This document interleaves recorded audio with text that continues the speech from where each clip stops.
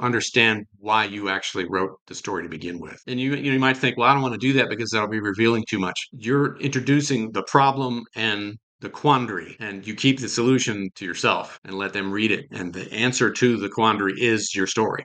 Welcome back to the Wax Quill Podcast. Woohoo!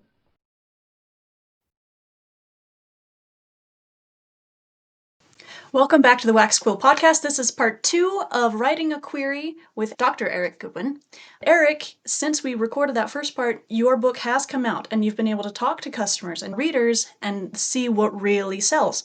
Tell me the real juicy things about the query. What really works?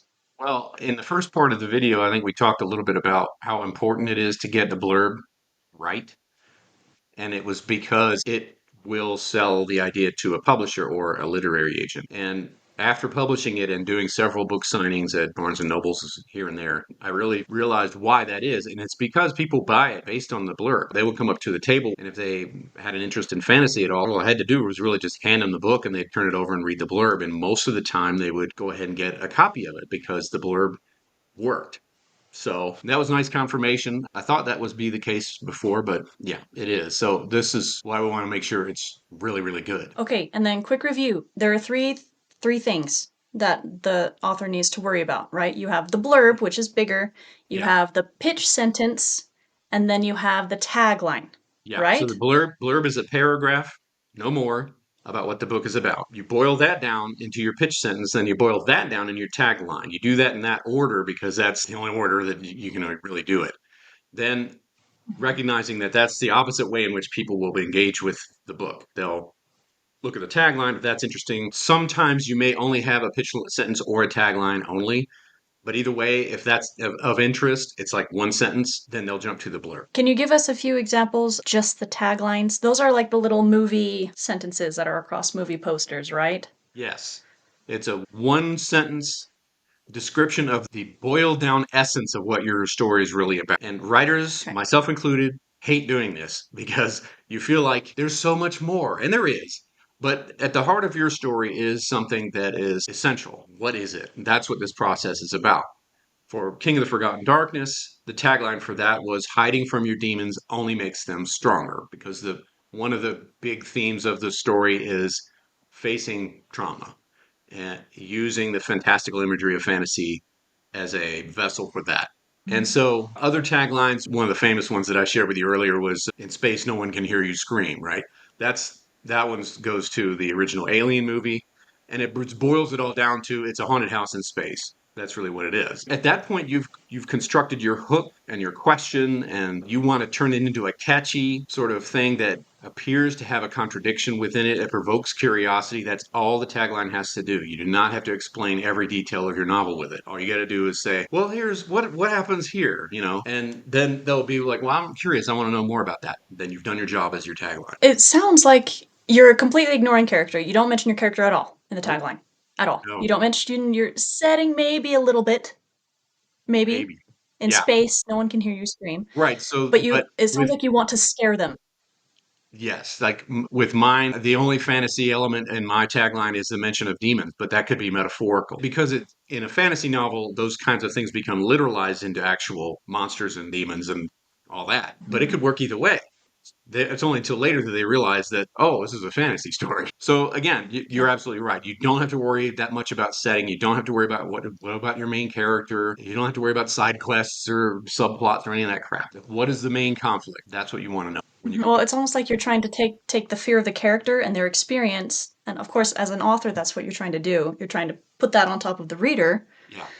but it sounds like you're just trying to get the very essence of that, the most intense emotion, and say, okay, boom, here it is. It's scary. Yes. You're getting to the heart of what the novel is ultimately about. Not Right. so much this guy's fear might make things worse for him, because that's not really what the story is about. It is a meditation on the wider theme that you're exploring, and you throw a unique twist on it to get people interested. This is another thing that people do. We talked about theme in one of our other collaborations, I remember, where people would say, "Well, what is your story about?" "Well, it's about trauma." But that's not really a theme, it's a subject matter. What about trauma? Right? What are you telling us about it? Or are you just saying somebody is traumatized? Well, that's not much of a story. So when you're constructing a theme, ties directly into your tagline. The theme's going to be right there. All right. Yeah. Theme, tagline. Squish them together. Mm-hmm.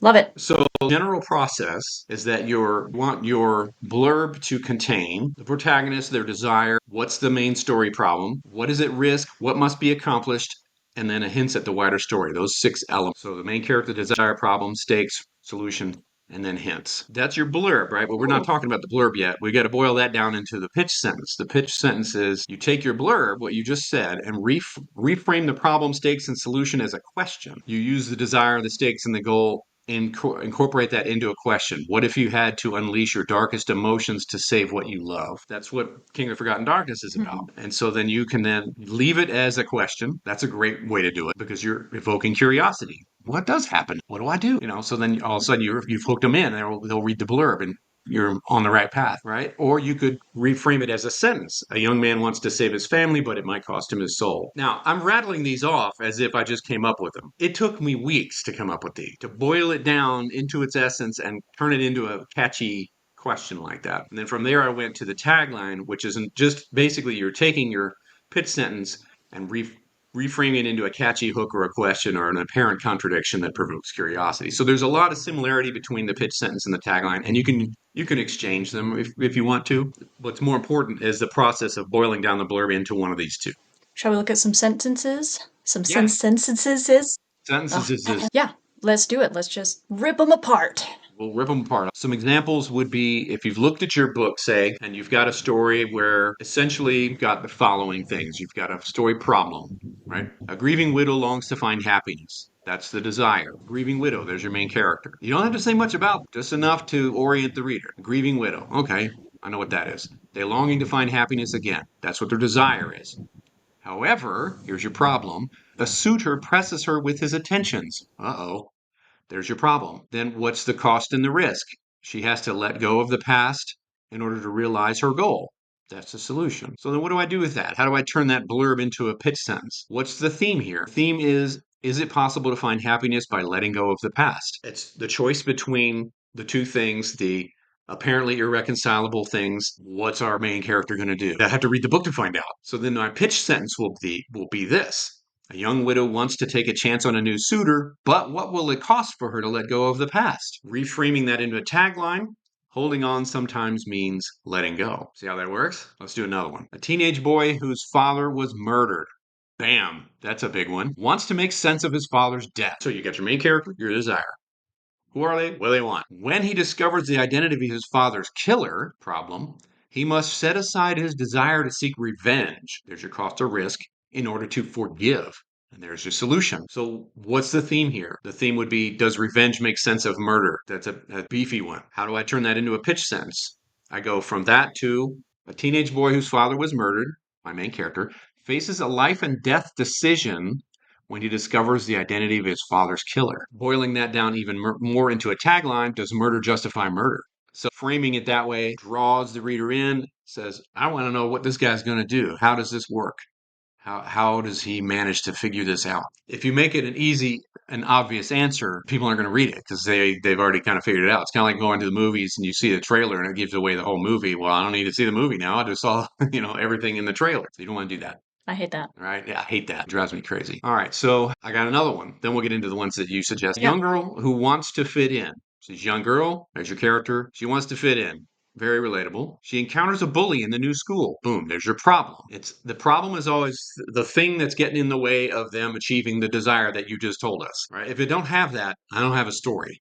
So I gotta have that. When she faces her fear and confronts the bully, there's your risky move or the cost. She discovers the bully's cowardice and gains the respect of her classmates. There's your solution. Now, you don't have to write all of that in your blurb. It's better if you leave it more open-ended and hint at where the story may go. But I want to be able to put this down as it is in its entirety so that I have a better idea of how to frame the pitch sentence and the tagline. So here's the theme. Will facing our fears diminish them? That's kind of the question that the story is asked. As we mentioned in the theme discussion that we had, a theme is not just a subject matter, but it is a statement or a question about that subject matter. It's about fear, would be maybe a beginning writer's way of framing this theme, but it's about more than that. It's about what do we do with fear? Do we try to face it? Well, what risk does that involve? All of that kind of stuff. So now let's take that and boil it down to a pitch sentence. We have a bashful young girl enters a new school. When this happens, she doesn't count on having to face down a bully. There's your pitch sentence. It gives you the problem.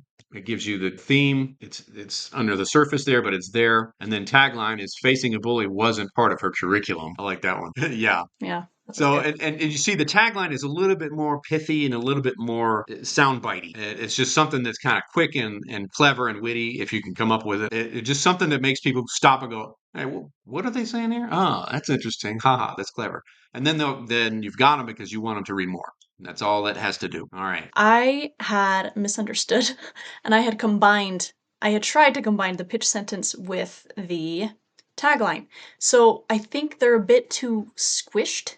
So they need to be changed. Let's just rip them apart and get into it. And I had written two of each because I didn't know which one was better. Here's the first one. Magician Inspector Gideon Brass's cold murder case revives when he finds his own father murdered, a message scratched into his skin.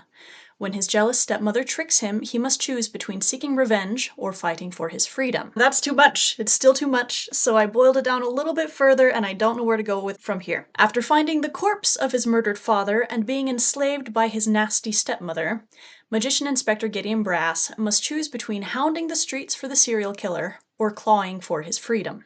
That one's better. The second one's better. It still has too much, I think. Yes, it does. You could actually expand on this to make a blurb. Magician Mm-hmm. Inspector Gideon Brass. Magician Inspector. All right.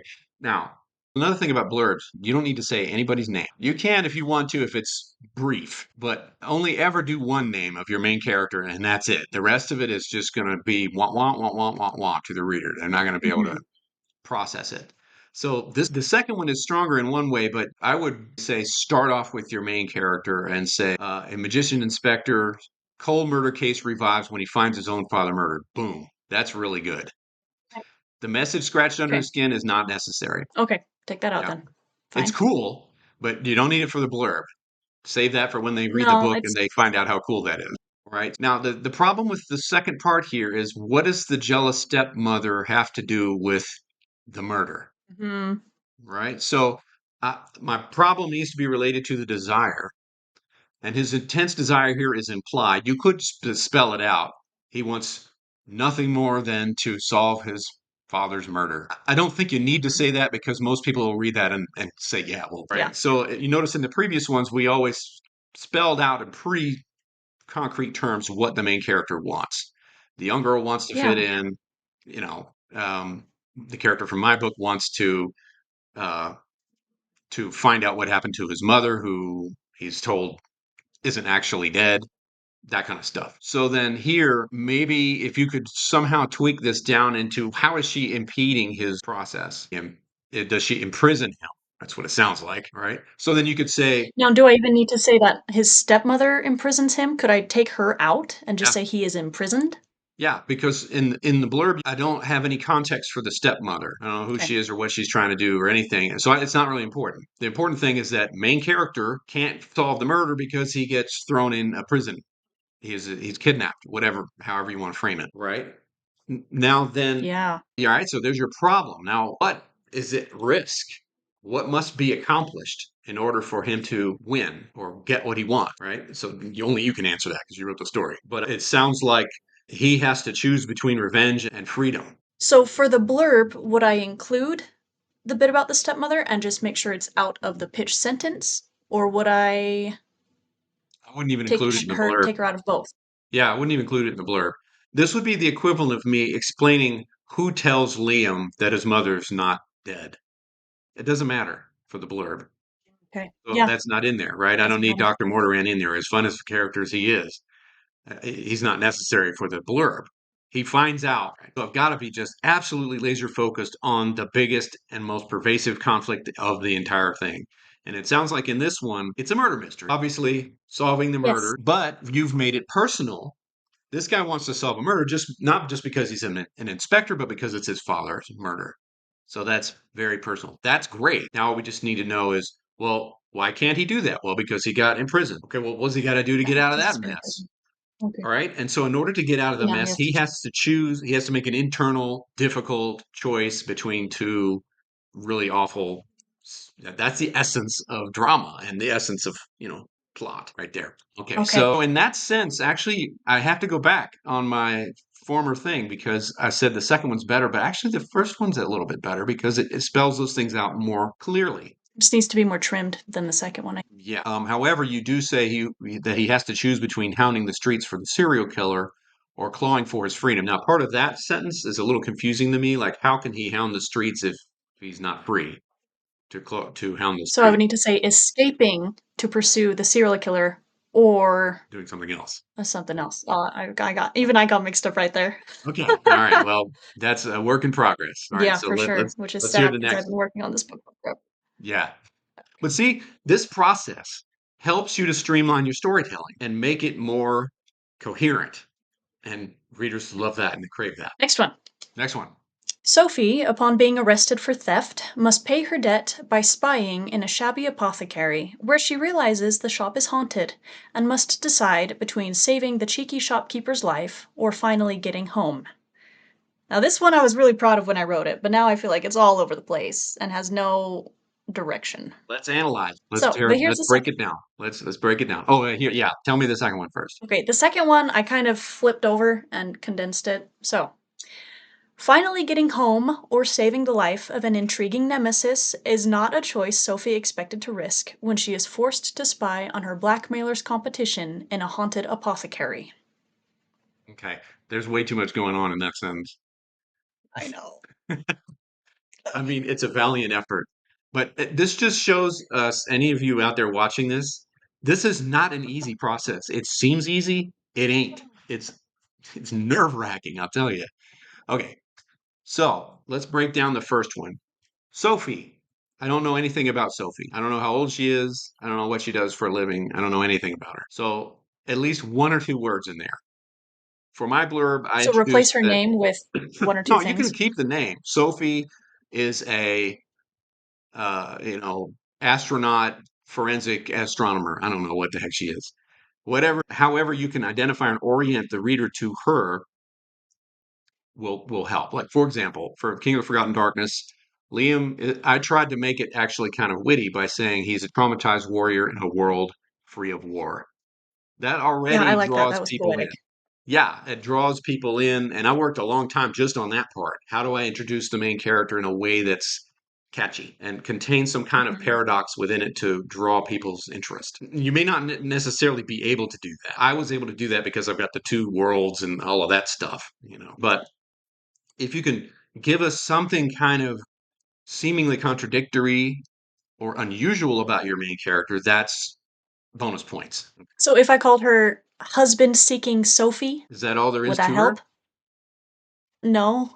There's Okay. more, but I tried to I condense I it. sh I should hope though. Okay, but you don't want to condense it down to something that's relatively not necessarily essential to her character. What about Sophie is of interest? Why do I give a rat's butt about Sophie? What if I said homeless and poor There you go. Now you're getting Sophie? somewhere. Yeah. She's a poor Okay. woman trying to make her way in the world. I don't know. She's homeless, she's struggling, Yeah. something like that. All right. So what does she Mhm. want?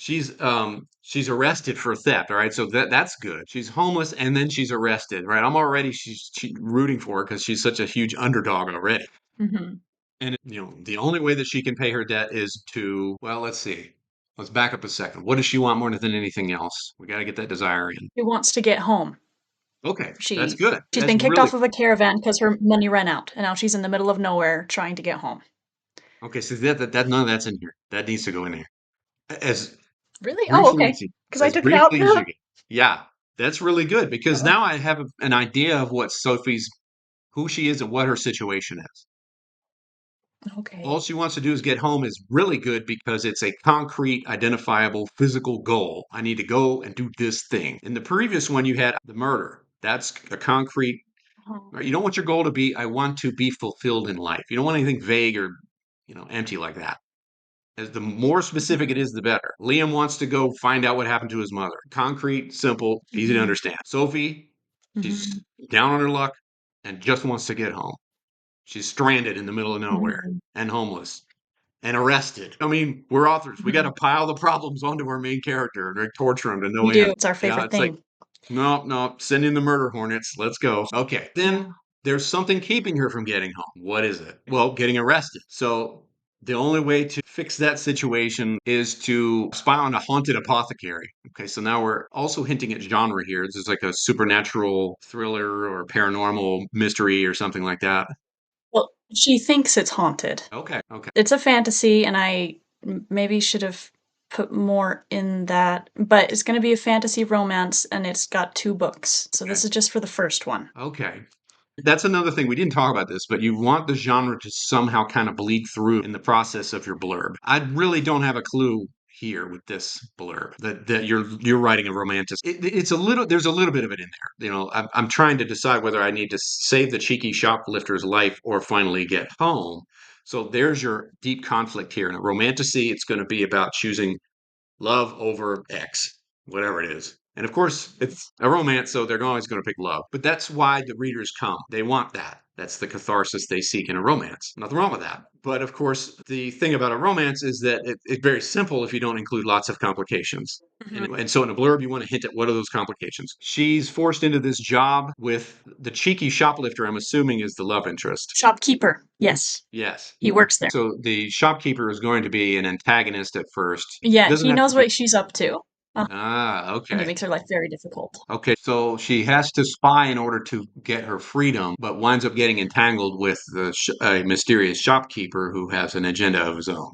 To keep this brief is to, rather than getting lost in the weeds of the details, try to abstract out what is the general thing that's happening here. She gets entangled with this guy, right? I don't need to get into how, I don't need to get into what Mhm. he looks like or his, rippling abs or any of that stuff. Just need to get Mhm. into what is the general issue. She's getting entangled with this mysterious guy who has an agenda of his own. And I can leave it at that. Any romance reader is going to look at that and go, oh, okay, so this is a story about how those two hook up. Ultimately, Mhm. we don't need clever plot twists or anything like that in a romance type story. And then the haunted bit hints at the fantastical dimension to this. Romantasy is super hot right now, so most people will be able to pick up on that. And it'll be fine. You don't have to do any more with that. Intriguing nemesis is an interesting idea, but you might be tipping your hand a little too much by saying that he's intriguing, right? I mean, granted, romance readers will know where that's going.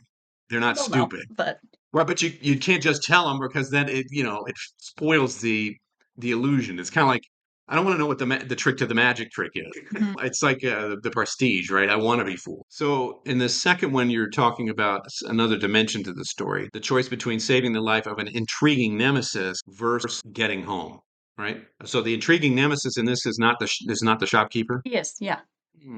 I guess it depends on what you want to emphasize here. Do you want to emphasize the choice? Because that's a pretty good one there.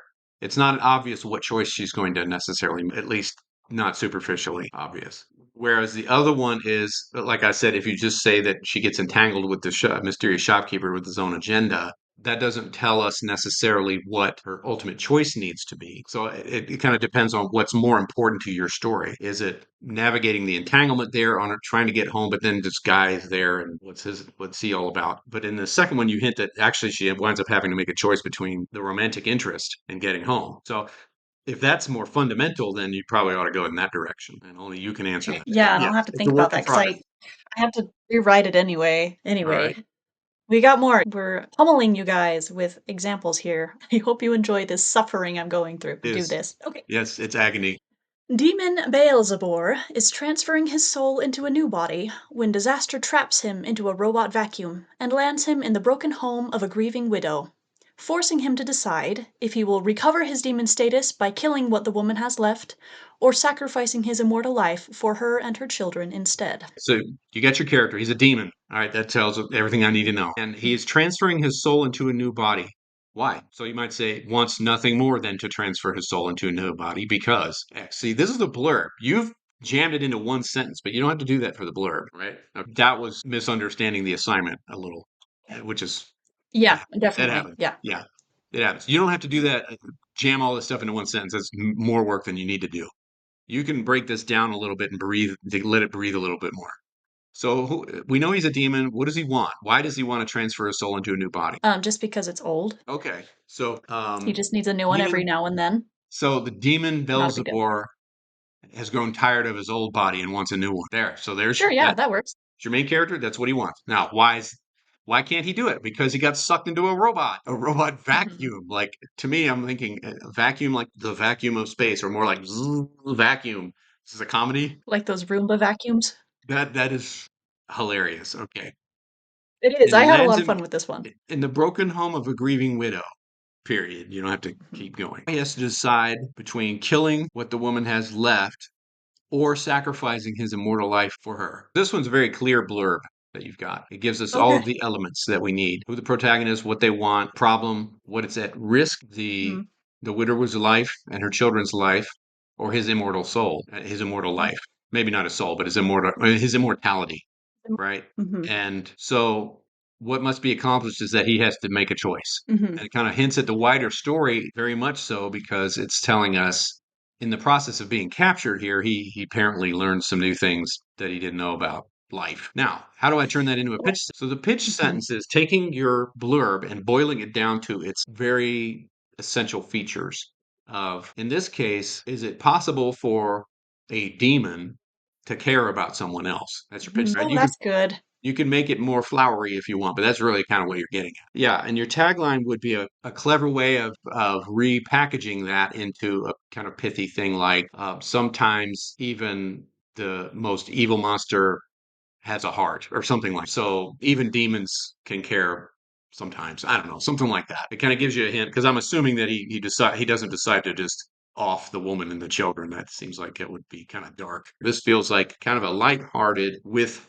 it's a lighthearted comedy with some fantasy elements, but it's got a heart at the center of it. That's what it feels like to me. And if that captures the tone of your story, then that's good. If I'm way off, then you got to reframe your blurb. That's spot on. So, okay, I'm getting better. The other books I wrote a while ago, this one's fairly recent. So, I'm getting better, I guess. That's good. Good news. Now let's Ah, look at your good news. second version of this blurb and see why I think it's not as good as your first.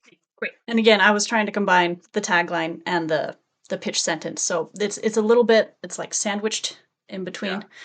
Yeah. Disaster strikes when High Demon Beelzebor is trapped in a robot vacuum body, forcing him to decide between recovering his demon status or sacrificing his immortal life for the grieving widow and her children, whose house he is forced to clean. Yeah. So this is a blurb that's jammed into a pitch sentence, and it's in an order which will confuse the casual reader. I think your first one is superior. The first one starts with the character. What's the problem? What's in the way of keeping it?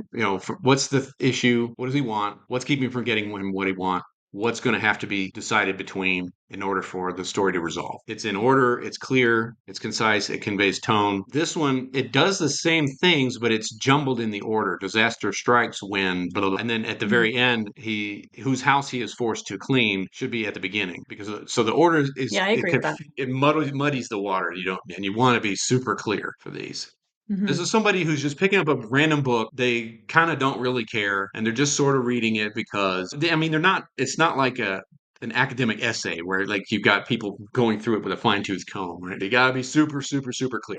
All right, we got more. Let's do it. This is the one I'm currently writing. Ezra laughed at the sea shanty that warns organists like him from ever boarding a ship. But when his wife's life depends on exactly that, he sees the origin of the song for himself and must choose between keeping his pregnant wife alive or gambling with his own life and the lives of the unforgiving ship's crew.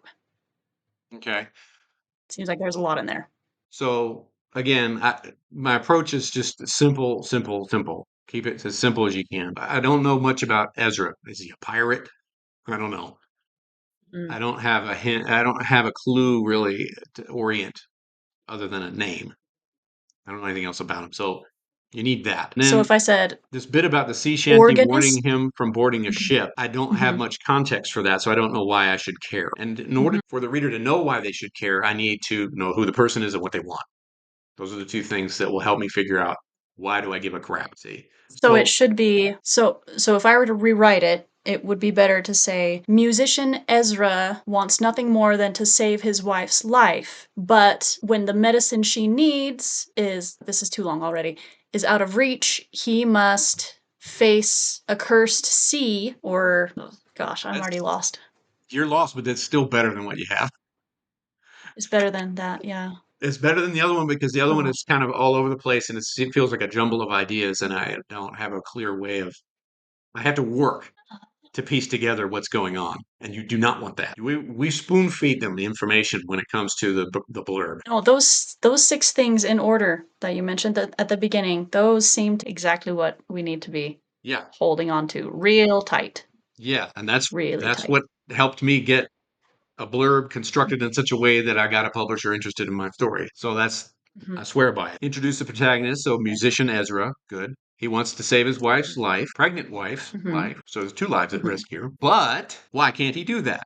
Because the medicine is on a cursed ship. So now he has to board a cursed ship in order to find the right medicine to save his wife's life. I'm just riffing on what you've got here. I don't know anything else about the story. No, you're close. You're close. Okay. So I guess Now, it's not too terrible. but to see the business about So the would it shop be organist and the sea shanty, all that's just superfluous, and it confuses what you're trying to do, which is explain exactly what the story is about. okay? So say that about the pregnant wife, how he's just trying to save her life, but the medicine she needs is beyond a monster that hunts for organ players Musicians, at sea. okay.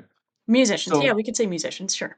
yeah, because you've told us that Ezra is a musician, so obviously that means that Sure. this is personal. A monster, in order to save his wife's life, he has to take on a monster who wants to kill him specifically. Yeah. He has to steal the medicine from out from under this monster. However you want to frame that or phrase it.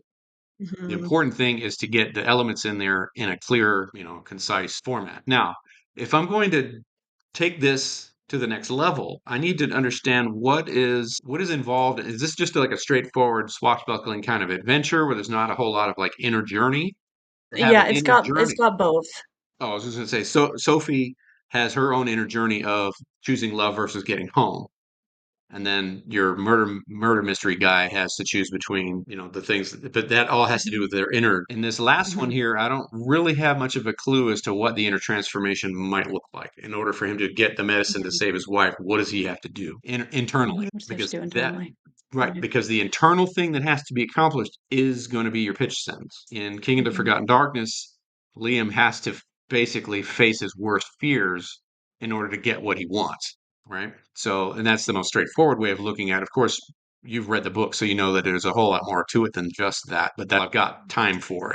Mhm. All right. See, it was just going to be a little swashbuckling adventure. It was going to be a tragedy. But as I'm writing it, it's like, oh gosh, I really do need to dive into this main character. And just yesterday, I was beating myself on the head because I realized I have to go back and rewrite the beginning because he needs more internal stuff. So it's cool that you say that because I agree. And I have to go add that. Well, and it's, an inner journey of transformation, overcoming the flaw, that's all like classic storytelling stuff. I mean, it's not necessary, really. Like James Bond doesn't have an inner in all those stories. So it's not required, but it does give the story a little bit of extra, emotional oomph. And if that's what you're Yeah. going for, then that's what you got to do to get it. You have to do that extra work. If you just want kind of a fun swashbuckling romp where the main character kind of overcomes obstacles through cleverness or skill or whatever, happenstance, whatever, then that's good enough. It all depends on what you want as the storyteller. Man, I'm going to have to You're in think about charge. that one some more. Yeah. But see how this process makes you think about that stuff.